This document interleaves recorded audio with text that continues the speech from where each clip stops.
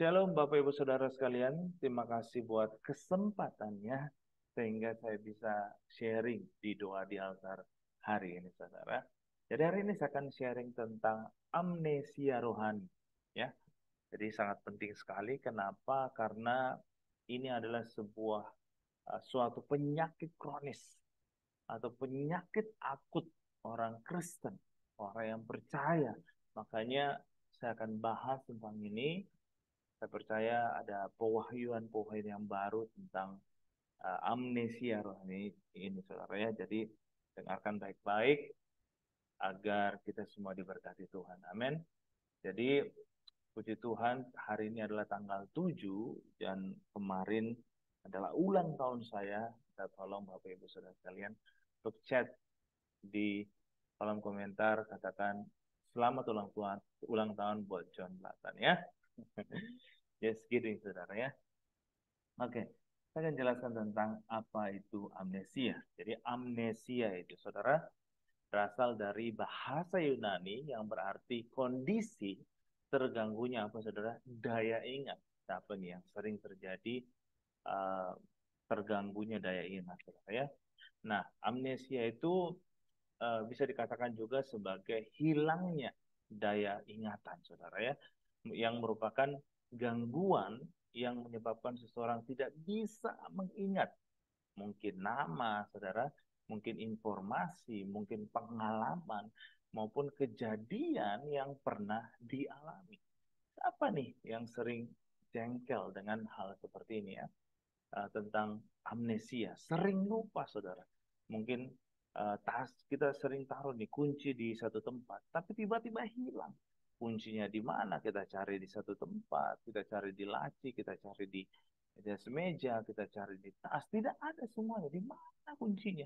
Ternyata kuncinya ada di saku celana, saudara. Karena kita saking lupanya jadi orang. Ada juga tentang amnesia, perkataan seperti ini saudara.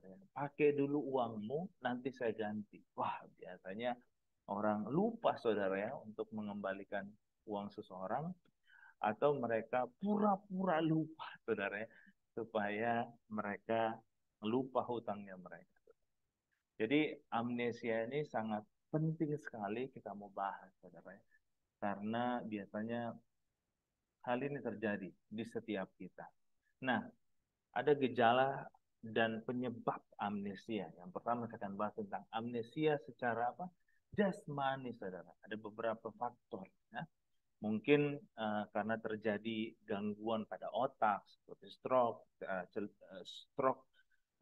cedera kepala, peradangan otak, tumor otak, saudara ya.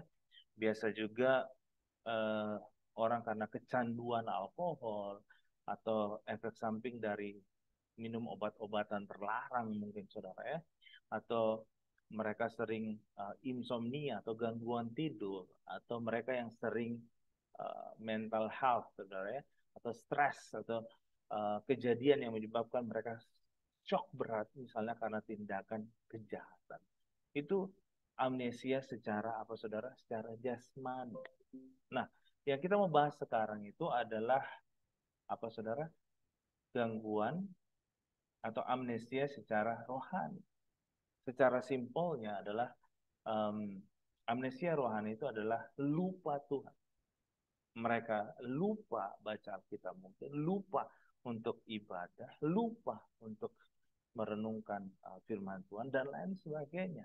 Mereka lupa apa itu ibadah, apa itu doa di altar dan lain sebagainya. Mereka nggak tahu bahwa firman Tuhan katakan, ada tertulis manusia tidak hidup dari roti saja. Manusia tidak hidup dari berkat Tuhan saja, tetapi apa yang keluar dari mulut Allah, yaitu firman Tuhan.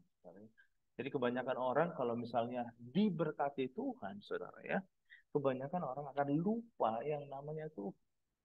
Tetapi kalau mereka misalnya mengalami banyak masalah, ya, mereka mengalami banyak pergumulan, mereka terjadi sakit penyakit, wah, biasanya mereka lengket dengan namanya Tuhan. Tapi kalau diberkati Tuhan, hidupnya mereka aman-aman, ya, ya, apa itu doa, apa itu gereja dan lain sebagainya, saudara. Jadi mereka melupakan Tuhan karena mereka amnesia, saudara, ya. Karena berkat, ya, dan lain sebagainya, karena hal-hal dunia, saudara. Jadi hal itu seperti itu, saudara. Saya akan menjelaskan lebih dalam lagi tentang ada 3 ayat ini, saudara, ya. Ada 3 ayat. Jadi yang pertama saya katakan berhati-hatilah, ya. Di Ulangan 4 ayat 23 mengatakan, hati-hatilah supaya jangan kamu melupakan perjanjian Tuhan Allahmu yang telah diikatkannya dengan kamu dan membuat bagimu patung yang menyerupai apapun yang oleh Tuhan Allahmu dilarang kau perbuat. Jadi yang pertama dikatakan hati-hatilah atau berhati-hatilah. Jangan sampai kamu melupakan Tuhan. Peringatan pertama Tuhan sudah kasih tahu. Jadi kita harus berhati-hati. Jangan sampai kita menyembah Allah lain. Ya. Jangan sampai kita menyembah yang bukan Tuhan. Jadi kita harus berhati-hati. Yang pertama. Di Ulangan 6 ayat 12 mengatakan, maka berhati-hatilah supaya jangan engkau melupakan Tuhan yang telah membawa kamu keluar dari tanah Mesir, dari rumah perbudakan. Jadi yang kedua kali Tuhan katakan, berhati-hatilah. Jangan sampai kita melupakan Tuhan dan melupakan apa yang Tuhan perbuat di dalam kehidupan kita. Yang kedua, saudara, ya.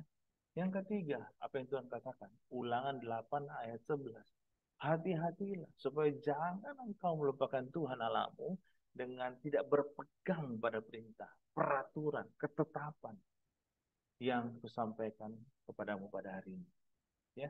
Jadi Tuhan memperingatkan kita, Tuhan memberitahu kita bahwa kita harus berhati-hati. Jangan sampai karena berkat Tuhan kita melupakan Tuhan. Jangan sampai karena karir kita melupakan Tuhan. Jangan sampai karena hal-hal dunia kita bisa melupakan Tuhan, saudara. Makanya ada beberapa makna yang saya akan kasih tahu saudara, ya. Beberapa makna tentang kata berhati-hatilah. Yang pertama tentang waspada. Kita harus waspada, saudara. Sama dengan di lampu merah, kita harus waspada lihat rambu lalu lintas. Karena kalau kita terobos yang namanya lampu merah, maka kita bisa terjadi kecelakaan mungkin. Kita bisa merugikan orang lain, kita bisa masuk rumah sakit, bahkan bisa sampai meninggal dunia. Itu terjadi kalau kita tidak berhati-hati, kita tidak waspada, maka kita bisa saja mencelakakan diri kita sendiri. Tuhan sudah memberitahukan kepada kita bahwa kita harus berhati-hati. Kita harus waspada, saudara. Yang kedua, makna dari berhati-hatilah adalah sebuah peringatan, saudara, ya. Sama seperti rokok, ya. Rokok kalau dikatakan di belakang rokok itu, saudara, ya, dikatakan apa? Merokok dapat menyebabkan kanker, serangan jantung, hipertensi, gangguan kehamilan, dan janin, saudara. Jadi berbahaya sekali kalau kita sudah diperingatkan oleh Tuhan, jangan melupakan Tuhan. Tapi kita melupakan Tuhan, maka itu membahayakan diri kita sendiri. Kalau sudah kita dikasih tahu jangan merokok, kita malah merokok, maka kita akan kena dampak ini, saudara, ya. Itu sebuah peringatan. Hal ketiga, maknanya berhati-hati itu adalah hal yang penting. Kenapa saya katakan hal yang penting? Karena Tuhan sudah berkata 3 kali, saudara, ya.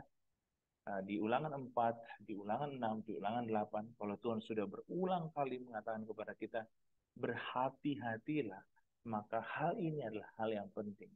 Sama seperti Tuhan Yesus, saudara, ya. Tuhan Yesus berkata kepada Petrus, apakah engkau mengasihi aku? Petrus mengatakan, iya Tuhan, saya mengasihi engkau. Ditanya kedua kalinya, Petrus, apakah engkau mengasihi aku? Petrus menjawab, ya Tuhan, saya mengasihi engkau.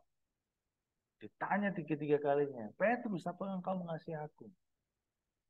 Dengan sedih Petrus menjawab, iya Tuhan, saya sungguh mengasihi engkau. Gembalakanlah domba-domba. Ini artinya apa, saudara? Ini artinya adalah hal yang penting, saudara.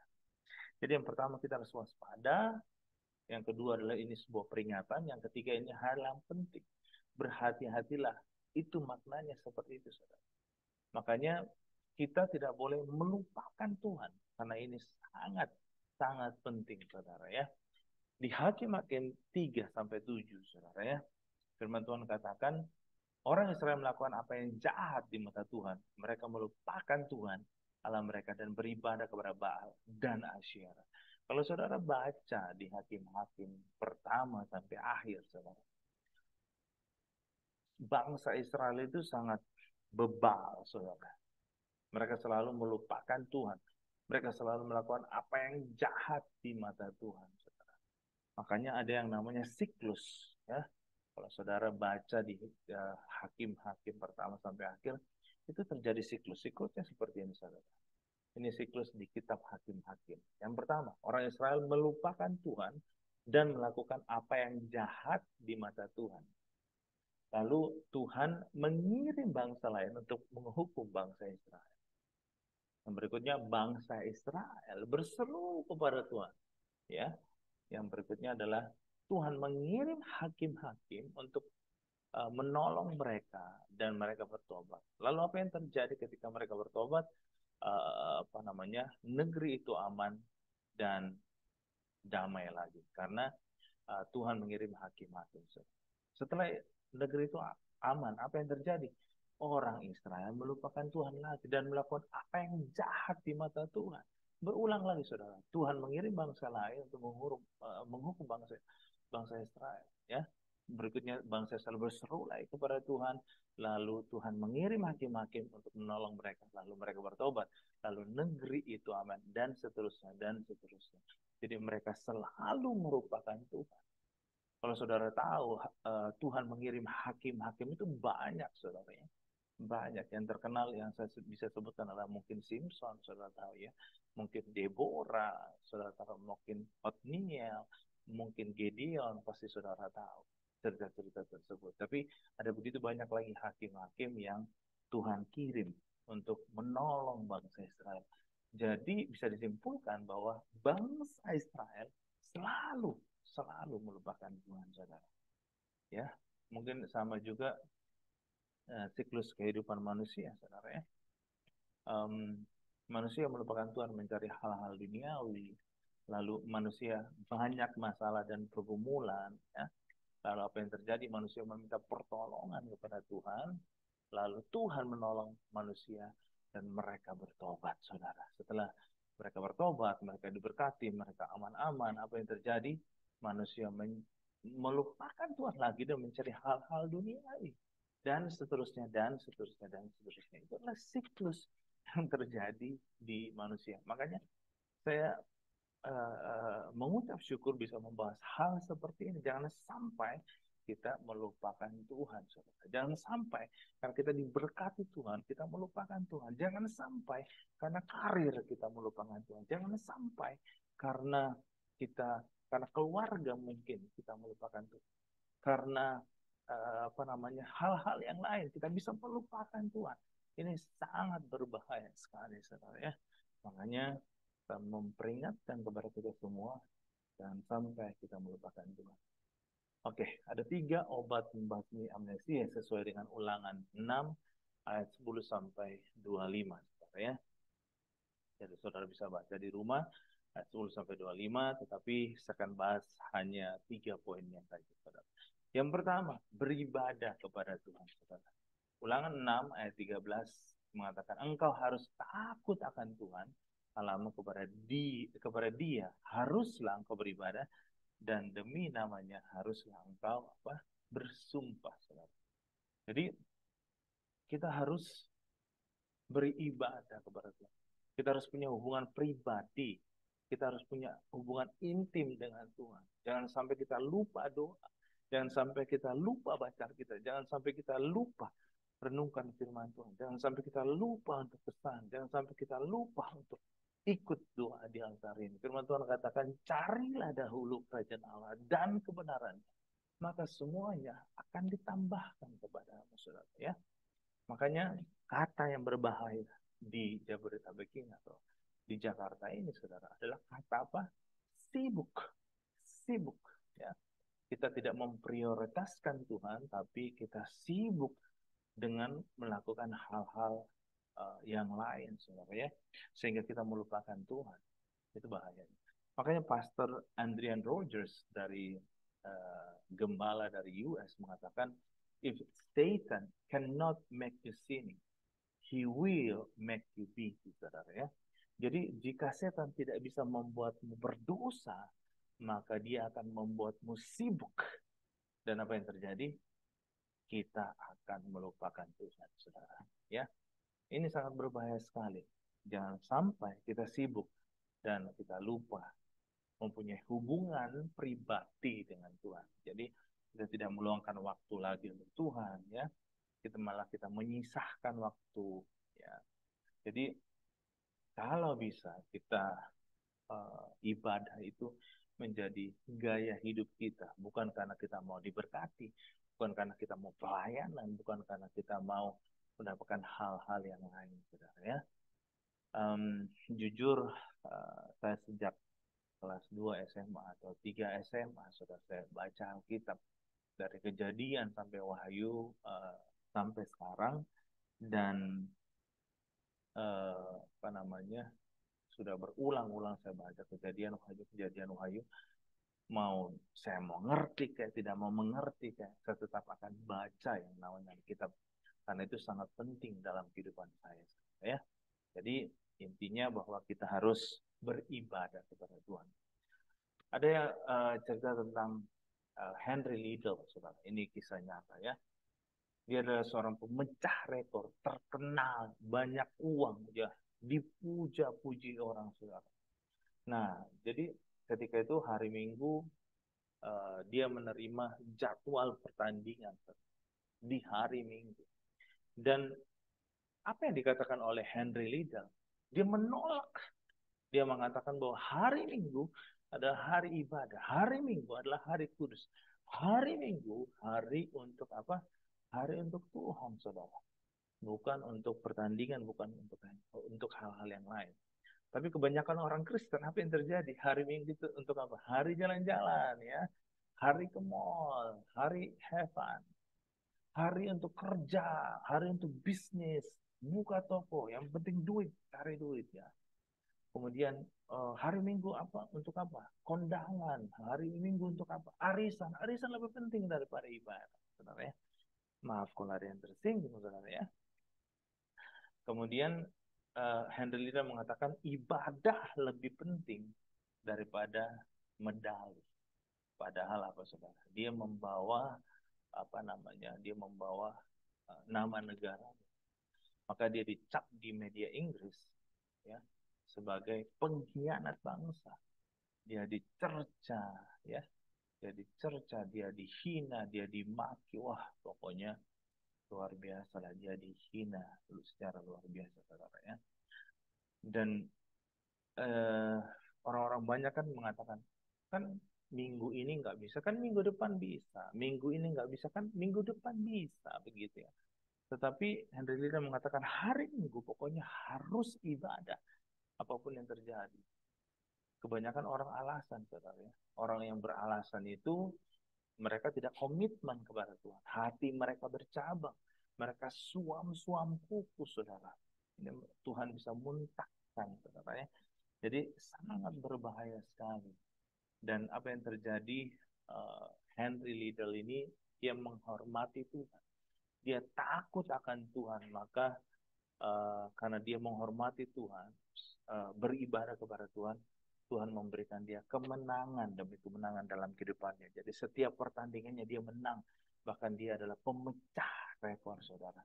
Jadi karena dia komitmen itu membawa dia kemenangan demi kemenangan, saudara. Jadi katakan bahwa ibadah itu penting, saudara. Amin. Amin. Seperti yang terjadi di Henry Liddell, saudara. Yang kedua, ya, jangan lupa kebaikan dan perbuatan Tuhan, saudara ya. Di Ulangan 6 ayat 12 mengatakan bahwa maka berhati-hatilah supaya jangan engkau melupakan Tuhan yang telah membawa kamu keluar dari tanah Mesir, dari apa? Rumah perbudakan. Jadi kita harus mengingat kebaikan Tuhan.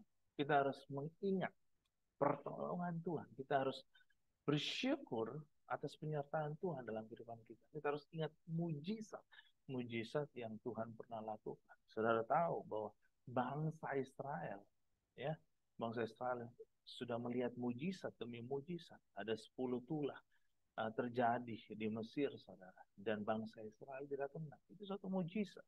Kemudian di Laut Teberau, uh, Tuhan membelah Laut Teberau dan mereka jalan di tengahnya. Itu semua mujizat. Lalu mereka lapar, mereka minta mana. Tuhan kasih roti, Tuhan kasih mana.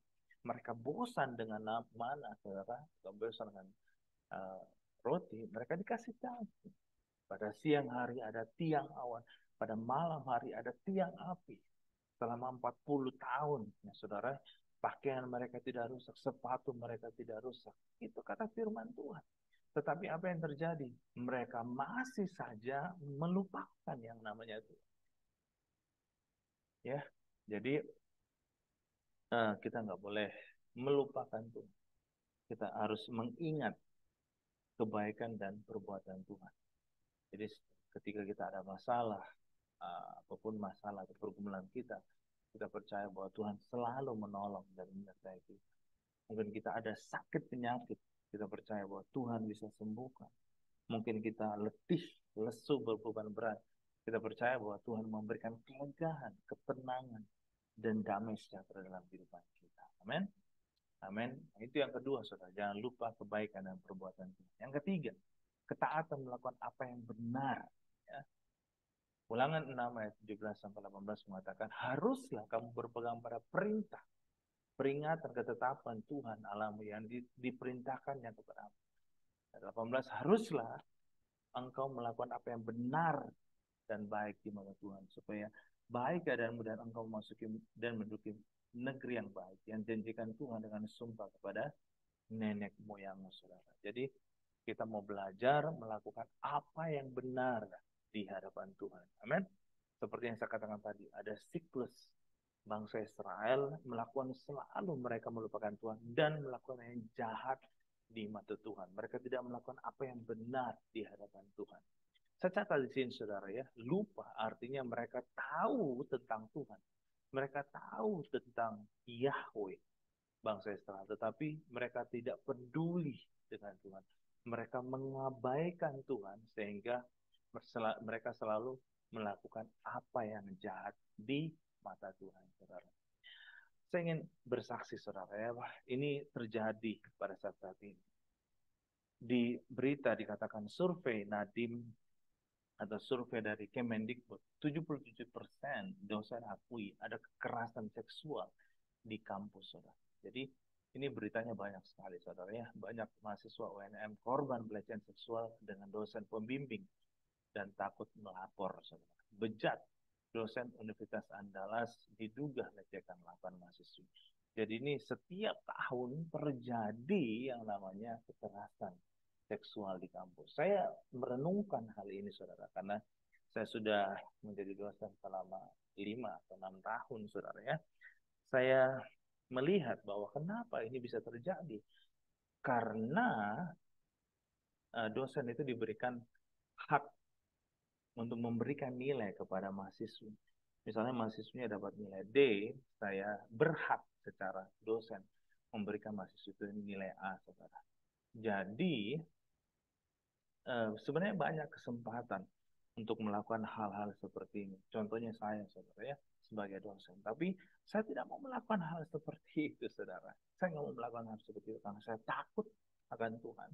Kemudian saya melakukan apa yang benar di hadapan Tuhan. Bisa saja karena saya single mungkin, ya, karena saya di jurusan Fakultas Kesehatan di bagian keperawatan itu mahasiswa perempuannya itu ada 95%, saudara, dan prianya cuma 5%, sedikit sekali. Jadi kebanyakan wanita, saudara, ya. Jadi bisa saja saya melakukan hal seperti itu, tetapi saya tidak terpikir karena saya takut akan Tuhan, saudara, ya. Dan apa namanya, saya mau melakukan apa yang benar di hadapan Tuhan.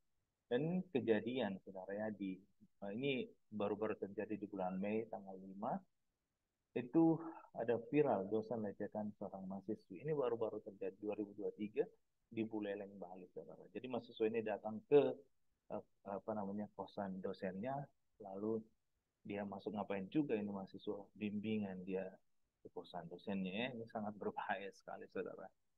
Jadi apa namanya, saya mau belajar untuk melakukan apa yang benar di hadapan Tuhan. Jadi ada 3 obat amnesia. Yang pertama apa namanya, yang pertama adalah kita harus beribadah kepada Tuhan. Yang kedua adalah jangan lupa kebaikan dan perbuatan Tuhan. Ya, yang ketiga adalah ketaatan melakukan apa yang benar. Ya, saudara mengerti ya? Saya ingin bersaksi saudara, ini yang terakhir saudara ya.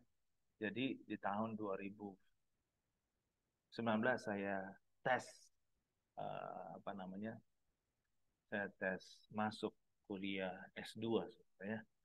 Dan pada waktu itu saya masuk di gelombang yang pertama, lalu eh, saya pindahkan ke gelombang yang kedua untuk tesnya karena di gelombang yang pertama saya ingin pergi ke conference ya, atau seminar di Malaysia bersama tim Praise and Worship di Jakarta saudara, pada waktu itu. Nah, jadi saya pindahkan di yang kedua. Nah, ketika saya pulang dari seminar untuk tes gelombang yang kedua, apa yang terjadi? Ternyata saya lulus dan apa namanya, kalau S2 itu saudara ya, kuliahnya itu di hari Jumat ada, di hari Sabtu ada, di hari Minggu ada. Dan kuliahnya itu seharian penuh, saudara. Jadi kita harus pilih Jumat, Sabtu, atau Minggu. Seperti itu, saudara. Dan karena saya ikutnya gelombang yang kedua, di gelombang yang ke satu itu sudah banyak yang masuk dari Jumat dan Sabtu, saudara. Dan saya kebagiannya karena kosong di hari Minggu, saya dimasukkan di hari Minggu. Wah, itu dilema sekali, saudara. Wah, ini hari Minggu lagi ya. Nah, kemudian saya pergi ke bagian kemahasiswaannya atau di kantor Uniranya untuk minta izin bahwa saya ini orang Kristen. Di hari Minggu saya akan ibadah karena kuliahnya seharian. Gak mungkin saya nggak ibadah, saya nggak pelayanan sebenarnya. Jadi saya minta izin, mudah-mudahan bisa untuk saya bisa pindah ke hari Jumat atau ke hari Sabtu. Saudara. Ternyata saudara tidak bisa, nggak dihubung-hubungi saudara, dan apa namanya, dan pada waktu itu juga saya berpikir bahwa pelayan musik atau pelayan itu sangat sedikit sekali dulu saudara ya. Dan saya banyak tugas di pemuda, saya tugas di worship leader, saya tugas di musik, saya tugas di pokoknya ibadah lah, banyak apa namanya, kegiatan-kegiatan yang saya harus bantu di pelayanan pada waktu itu. Dan wah, itu berat sekali saudara ya. Dan ada yang berkata sama saya, wah John, kamu ikut kuliah aja dulu lah. Kamu pentingkan karirmu dulu ya. Kamu pentingkan karirmu. Kamu pentingkan masa depanmu dulu. Ibadah nanti aja dulu. Kan masih bisa nanti. Kan semester 2 nanti bisa ditukar. Wah, berarti saya akan tidak ibadah selama 1 tahun mungkin atau berapa gitu. Jadi pentingkan itu dulu lah. Tapi saya berkomitmen untuk tidak. Saya nggak mau. Saya mau tetap ibadah, saya mau tetap pelayanan. Maka dari itu, saya tidak ambil di tahun 2019, saya tes lagi di tahun 2020. Singkat cerita, saya lulus di tahun 2022, bulan Februari, dan puji Tuhan, sudah ada gambar seperti ini, saudara. Saya sudah, nama saya sudah Johannes Sulatan SSMPD, saudara. Puji nama Tuhan. Dan kemarin juga saudara tahu ya, saya membuat suatu buku 16 menit hafal tenses, dan buku saya sudah ada di Sydney Australia, Sydney Australia. Ada orang beli buku saya dan sudah sampai di luar negeri saudara.